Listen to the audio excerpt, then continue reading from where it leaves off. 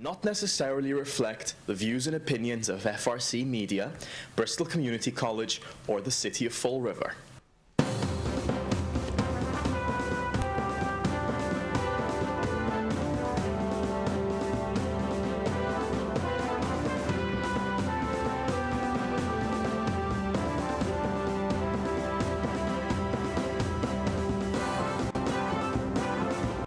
Hello, welcome to Spindle City Straight Talk. I'm Chip. And I'm CJ. And it's a Monday. It's a Monday, and it's been a kind of somber weekend. On Saturday night at 9 o'clock, Nelly Eaton passed away. This girl served as a tremendous inspiration to the city of Fall River. She was able to bring together over 20,000 people to not only fight for her, but to believe in her and to take faith. She brought the best out of the people of Fall River.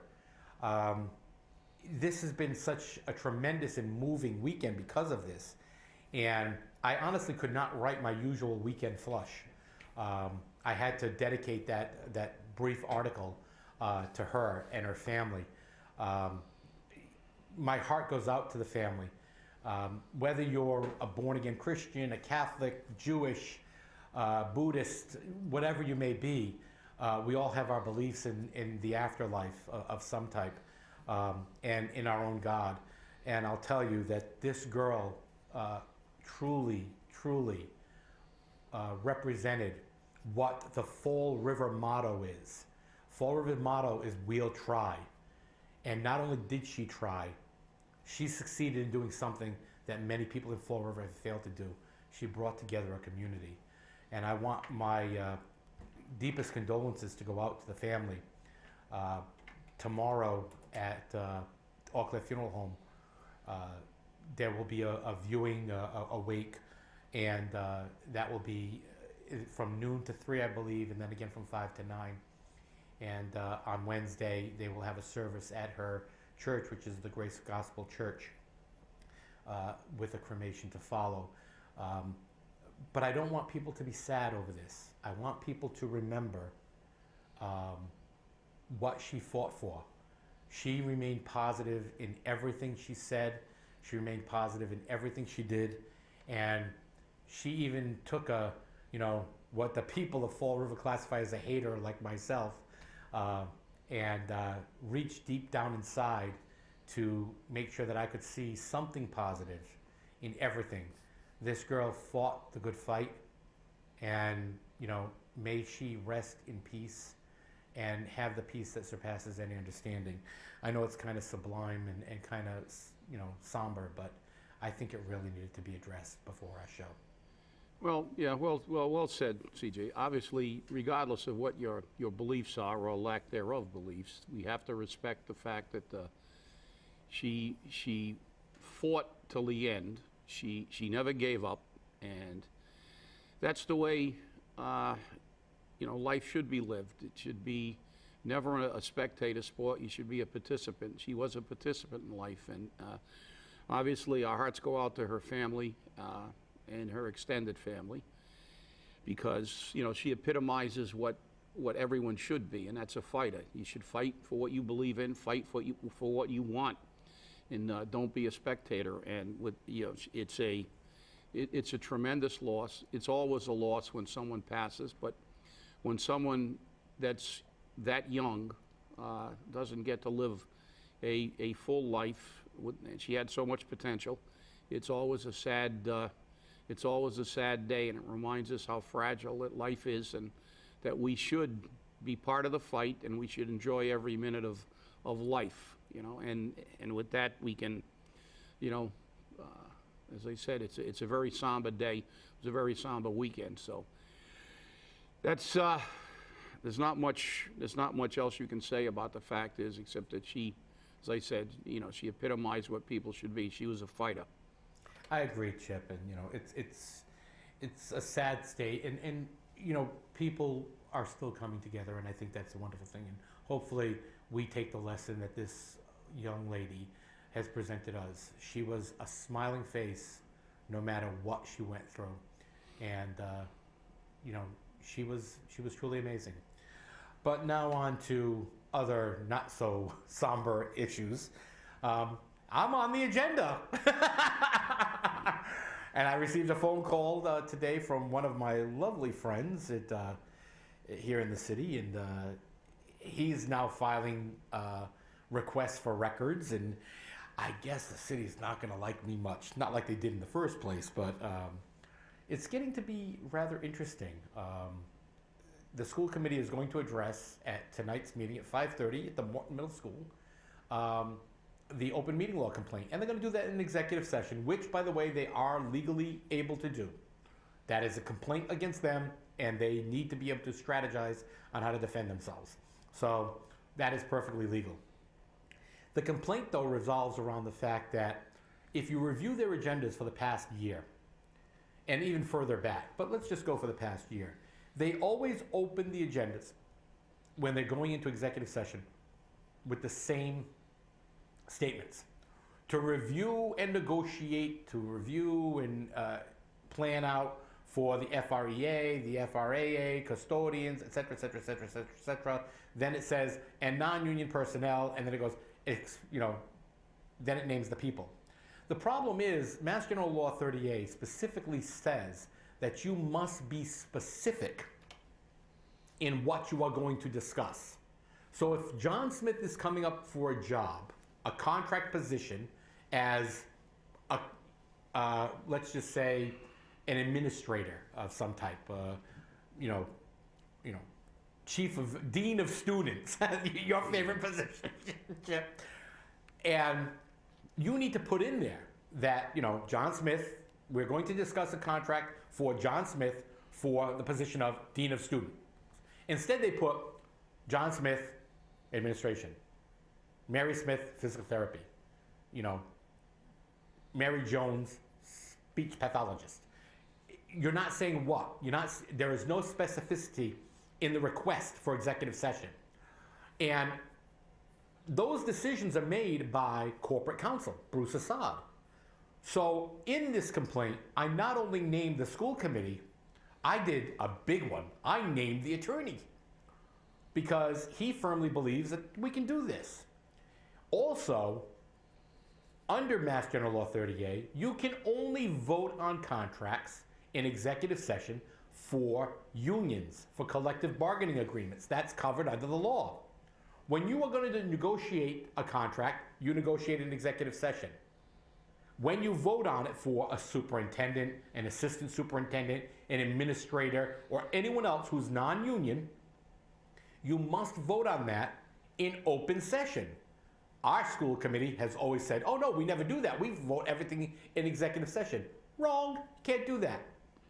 And so my response for action was to have the entire school committee, the administration, and the corporate counsel go back to school and learn what Mass General Law 30A is, and act accordingly.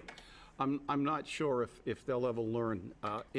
It's a blanket cover statement, and that's what Bruce Assad's hanging his hat in. He's giving everybody they got a generic statement, like the statement it's read about.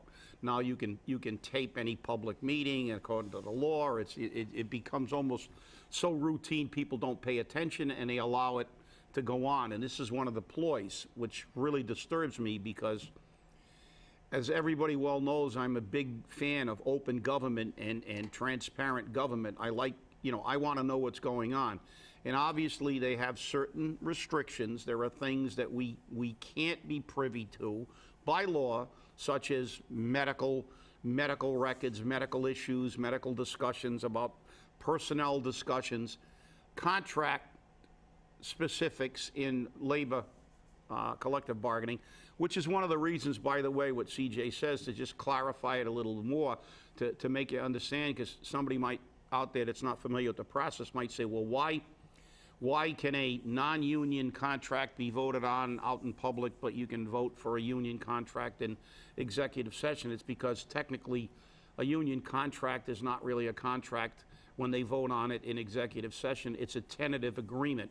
It's an agreement between the city and a union, or the city and the you know, and the teacher, you know, and the teachers. It's a tentative agreement predicated on the ratification of that agreement by the affected employees, by the bargaining unit. The people who that contract affects ultimately have to approve that contract. It means absolutely nothing if the city and the bargaining committee agree if the membership votes it down. And because of that technicality, it's not really a technicality because there have been contracts that were recommended for approval that were voted down by the body.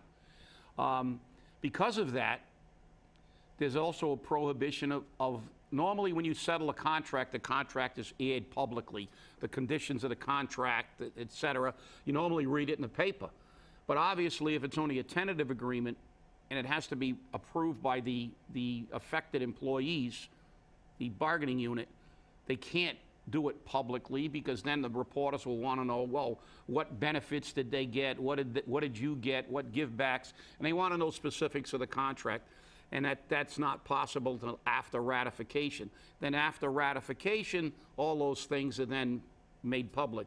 I used to get calls all the time, you know, when we were ratifying, you know, have the votes been tabulated? Is the contract, has the contract been approved? And once it was approved by the body, and then the city and the unions can agree to release specifics, et cetera. So, I mean, but this gets back to a more important thing than this you know, really, you know, finite kind of legal thing. Gets down to a very, very simple thing. The government in this state is totally unresponsive to the people. They just don't care. They will hide and do everything behind closed doors if we let them. And the people who think this is just much to do about nothing, it isn't. It's something very, very important.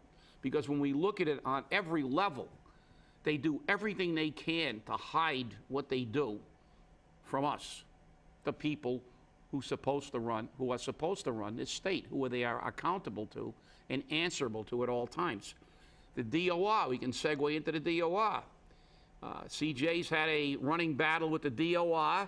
For over, you know, before at the end of last week, into this week, into this morning, and he posted a letter that we put together for you guys to send to the DOR because the DOR basically has the attitude that, hey, we don't care what the people want. It's got nothing to do with, you know, the hell are you people? You know, we're not answerable to you. We're going to certify the tax rate, and, you know, if you're not happy, well, tough. Yeah, well, you know, Dan Bertrand, who is a member of the executive staff of the Department of Revenue, turned around and told me that they don't answer emails when they go to multiple people. And you know why? Because somebody else may do it. Isn't that government at its best? I'm not going to answer it. Somebody else is going to do that. So I sent via certified mail to the Commissioner Mark Nunnally. I sent copies to the city. I sent copies to everyone under the sun of the complaint in regards to the transference of funds in violation of law, also in violation of parliamentary procedure, because they 3 times took a vote took a motion and second to table, but Joe Camara felt it was necessary to say, no, somebody else wants to speak, we're gonna rescind that. You can't rescind it, okay? You gotta take the vote, end of story. So I sent it out to everyone, and it listed out case law, Silva v. Fall River, and Emerson v. Boston, which defined in detail the definition of a tax and a fee. Also, how that is determined by the courts, which is the governing body in this case. I sent that to Commissioner Nunnally, and guess what? He never returned a phone call. He never sent a letter saying he got it. He never said anything. I called all week. You can't get through to his office directly because you go to voicemail that nobody responds to. So I turned around and I said, well, it's time for me to call somebody who actually can get a hold of this guy. So I called Governor Baker. Governor Baker's office told me at 4 o'clock on Friday that they would send an email over to the commissioner's office forthwith, and he will return a phone call before the end of the day. Guess what? Got no phone call on Friday. Did get one this morning. As a matter of fact, moments before you showed up in the studio, Chip, and not that long ago. And they will have somebody call me back in the next couple of hours because I had to threaten them.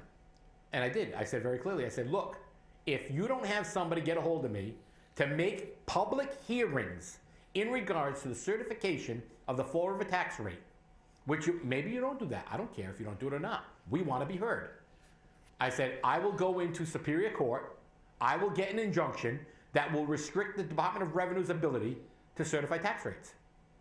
Well, you know, if you do that and they happen to give it to you, guess what?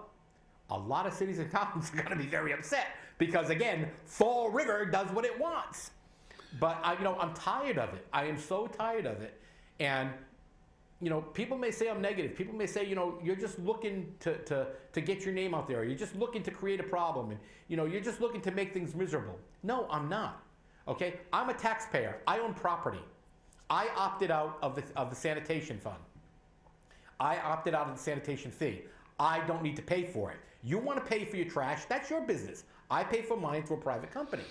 My tax dollars, $1.2 million of my tax dollars, okay, are not going to go to pay for sanitation.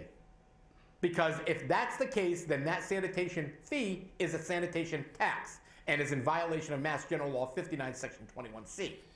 But people don't want to understand that. Oh, don't make a scene. Don't do that. I don't know. You fight the good fight and nobody backs you up. Well, it's more than that. People love to waive the Constitution, and I got a right to carry a gun, and I got a right to do this, and I got a right to do that. Yeah, you do, but you only have those rights when you fight for those rights. And we are, by our Constitution, our state Constitution, it clearly states that they are our agents and at all times accountable to us and answerable to us. But we don't hold them to that standard. Nunley and his numbskulls. I love that one. Nunley's numbskulls up at the DOR should take a minute to realize one thing, that they're the Department of Revenue, and we are the revenue. We are the revenue source. How can you have the audacity to think that, number one, even though we're guaranteed it by our own state or Commonwealth, if you want to be specific, the Commonwealth's Constitution, we are guaranteed accountability. What makes you think the people whose revenue that you are handing out or allowing to be taxed even more with your findings don't have a right to disclosure and to be part of the process? Is this Russia? Are we in a gulag, or are we in a state or a commonwealth? Are we part of a republic, a democratic society? Is our Constitution, our Declaration of Independence, are they just window dressing only to be used, on holidays and parades? When people complain about how this country has really gone down the chute, it's because of this. It's because of the fact that rather than fighting with the government, who, by the way, that document that said when in the course of human events it becomes necessary for a people to dissolve their bonds, they forgot that the reason this country was started was because a government was not responsive to the people. It was governing. It's not about Republicans fighting Democrats and being so intractable with your position that you can't vote for something even if it's right if it came from the other party. This is what our government has degenerated into. It's absolutely ridiculous. I mean, we've got someone. I believe the head of the Environmental Affairs Committee in Congress is a person who doesn't believe in global warming. So you wonder why nothing gets done in Washington? So, but it's our fault.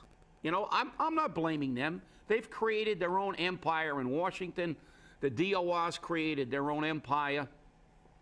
They get their state paychecks no matter what, and they can be as inflexible as they want because we do not hold them to the fire. And I know a lot of people get upset when there's a little mini revolution. The British took it kind of hard when we rose up back there in the 1700s. They were not real happy campers. They called us, they called us terrorists and rebels, and they were going to hang people, and they did hang people. And that's what happens when a revolution starts. And something, we had a recall a couple of years ago, and that was the beginning of people taking back their government. So for the people who want to, minimize everything, you got to remember, a large victory comes from a bunch of small skirmishes. And these small skirmishes begin with things like this. I think it's wrong. The DOR, the DOR is incredible in their arrogance that think that they do not include us. And it's something I've seen. I mean, go to civil service, go to the Department of Personnel Administration someday and try to get a straight answer. You'll end up in a straitjacket by the time you get out of that building. Because, I'm going to tell you how bad they are. I went to the licensing board up there once to get a license for someone, to get a license. And it was a medical license. And the person was going to begin their practice when he got his license. He had passed all the boards. He had passed everything. He got the notification from the state that he was licensed, and he had to go up and pay his fee, get his license. Now, person's livelihood was involved in this. And we got to Boston because he didn't want to go through the mail. He wanted to get it immediately. We get to Boston, we go into the licensing board, and we say, presents his documentation. And the clerk says, well, I'm sorry, I can't give you your license. And he said, why? He said, oh, the girl that does that is on vacation. And we went, really? You mean to tell me that when she's on vacation, nobody gets a license? Yeah, that's right. You mean there's nobody else in the office that can go over to that drawer or that computer and pull this up, take the money, and give us the license? Nope, we have to wait till she comes back from vacation. So, you know me, I don't take stuff like that very well. So my response to that answer was, well, what happens if she gets hit by a bus while she's on vacation? Is it going to take us a year to train somebody to give the licenses out and nobody will ever get a medical license for a year? This is what government becomes if you allow it to. You walk into these places, and these people that got these jobs, most of whom got them from political connections, because most of those jobs, like the MBTA, there's no test for it. They get appointed to these jobs, and they create these empires where they think they're dictators. I mean, and by the way, we didn't get the license. So, because she was on vacation, and no way, short of going to court, which then would have, by the time we got to court, she would have been back from vacation if she didn't get hit by a bus. But that's what government is. And if you're happy with this state of affairs, fine. But we're not. And I don't think most people are. And when you sit down and think about it, and you say, Jesus, where's all my money go? Well, guess what? This is where it goes. And the DOR is next. Send those emails and letters and phone them.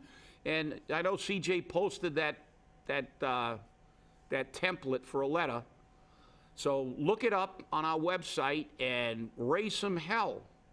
Yeah, it was posted. I also posted the email addresses of Commissioner Nunnally, Daniel Bertrand, Sean Cronin, something Quinn, and the Eskimo. and Prosher, or Proker, however you say their name, and their phone numbers and their email addresses. They're posted in various groups in Facebook. They are not posted on the Spindle City Straight Talk page because of legal reasons. We cannot get into politics on one side and do other things. We can make comments on it like we're doing here. But it was posted elsewhere. And it creates a situation. And I posted it in a group deliberately of what has been classified as many people in Fall River as the group of griping haters and ineffective complaining. I was looking for a good word. With over 11,000 people. Now, that over 11,000 people didn't get out to vote, and we know that based upon the votes. That 11,000 people did not sign a petition to stop what's going on. We know that because, again, we posted it to their site. And when they signed the petition, we knew who they were. So I can actually tell you how many people from that group signed. And now we've posted this letter with email addresses and phone numbers. And I said very clearly, if you, with over 11,000 members, if you cannot send this email, what good are you? Because they're all Facebook warriors. Hey, Mom, get me a Hot Pocket. I'm being a badass on Facebook. You know, if they can't do that, it'll take 2 minutes out of their day. I sent that email individually because if it's sent to multiple people, we don't pay attention to them. We ignore them.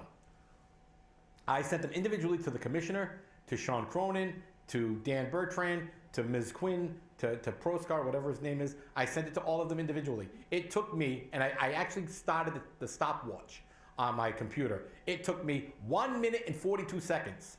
Boy, that's a long time, Chip, isn't it? I mean, yeah. I mean, my whole day, my whole schedule got thrown out of whack for 1 minute and 42 seconds. Well, you know, one of the problems we have with people is that people normally go, if it doesn't affect me, I don't care. Right. So they don't look at this as having a really dramatic effect, and they wait till something like hits them in the head. Then they begin. As Bonaparte once said, it's fear and self-interest that motivate people. But the fact is that you have to realize this does affect them. It doesn't seem like it, but the reality is that when they're raising this tax rate and they're ignoring the public and won't make public hearings and they won't do what they're supposed to, they're obligated to do by the Constitution, it sets a tone that basically affects the entire way they do business. And it ultimately will get to the point, you know, it's like if you stick your finger with a rusty nail, is it better to go and get a tetanus shot, or are you going to wait until you get lockjaw? You know, the fact is that you got to nip things in the bud. These small little issues are what really begin to become larger issues. These are the way these empires are created. Because if they can do this in Fall River and set a tax rate on a budget that everybody knows is crap, that means that next year they won't even hesitate. They'll just go, hey, to hell with it. They let us do anything we want in Fall River with not a complaint, and we're just going to continue to do it. And they become more emboldened. And that's the fact. The fact is that if we don't stay angry and stay involved and make sure they don't get away with anything, they become worse. And it's unimaginable how it can get worse. So stay angry, stay involved, send out those emails, and make those calls. And thanks for watching Spindle City Straight Talk. Greatly appreciate you watching, and as always, have a great day.